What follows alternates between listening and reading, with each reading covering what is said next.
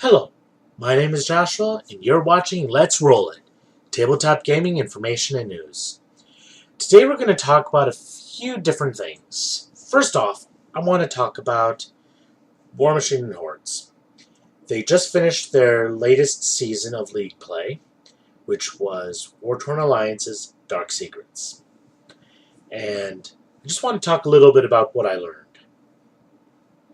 Because really, Warmachine and Hordes is kind of the passion that I have for gaming right now kind of comes through that. I enjoy playing the game, painting the models, putting them together, fielding the units, and trying to figure out how to take down my opponent. I'm not very good at it yet, but I just started.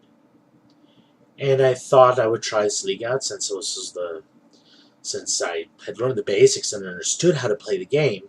So I did. Overall, I did pretty well. I learned a little bit about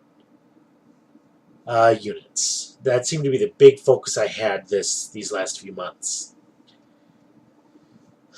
I just got my first units not super long ago, but I've never really fielded them properly. I've always treated them as ranged attackers, not forward attackers. And they have special rules that apply to them when they charge an opponent or attack an opponent. And I learned that I needed to take that into account. I needed to remember not to block my charge lanes and forward momentum. Because I was using them as ranged, I was trying to funnel everything through one point, having these guys there providing cover fire. Not really how I should have done it, I realize. I also learned about the importance of smaller units. During the day after the league ended, they had a tournament at my hobby shop. 7-minute turns for a 35-point game. Oh my word, was that difficult to do. And then add in 7 points of reinforcements. I never even had a chance to touch them because my point values are so low that I had a huge army that I was trying to work with. It made it very difficult. So I learned a little bit about the importance of having that. Plus the fact that my unit there is made up of 12 one-point guys. Whereas I could get a character unit that was made up of 3 5-point guys. They have a little more to them. They're smaller and stronger.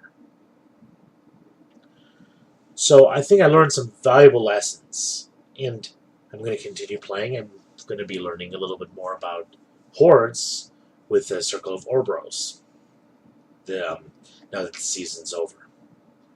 So, on to today's topic. We have 2 board games that are coming out this month. The first one is a remake of a game that came out a while ago called Dungeon by Wizards of the Coast. This is a game where you get to be either a rogue, cleric, fighter, or sorcerer. This is a game for 1 to 8 players, and basically you have a big dungeon split up into different levels, and you take your character to whatever levels they function best in, and you have a goal to gain a certain amount of gold points. You go through killing monsters, taking treasure, and having fun.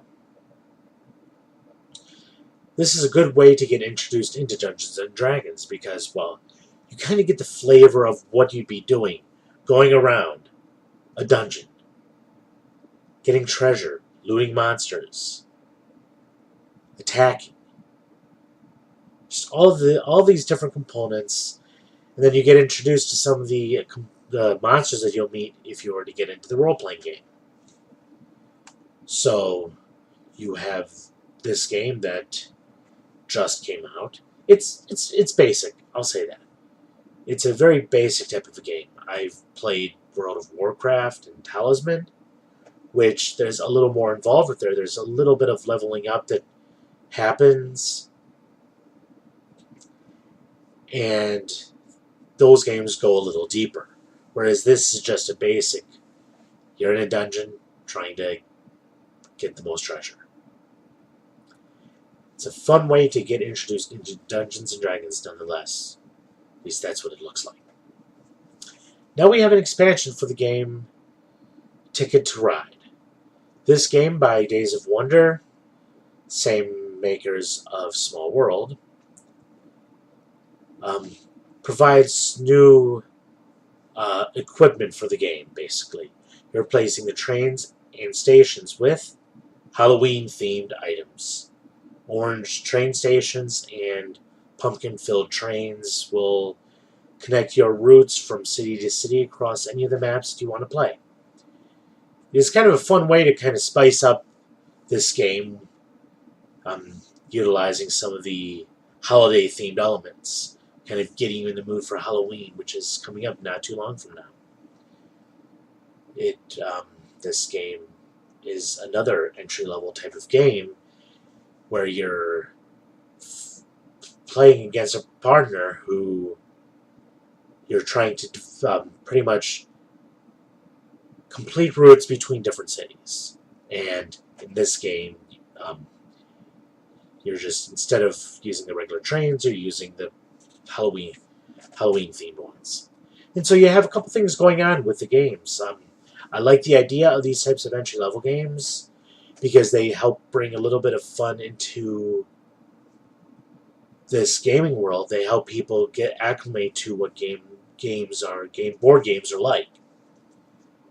And I enjoy playing games, a lot of games that involve dice and moving characters around. So, that is our show for today. Let's roll for damage. Well, 3 points damage to track 1. Have a great day.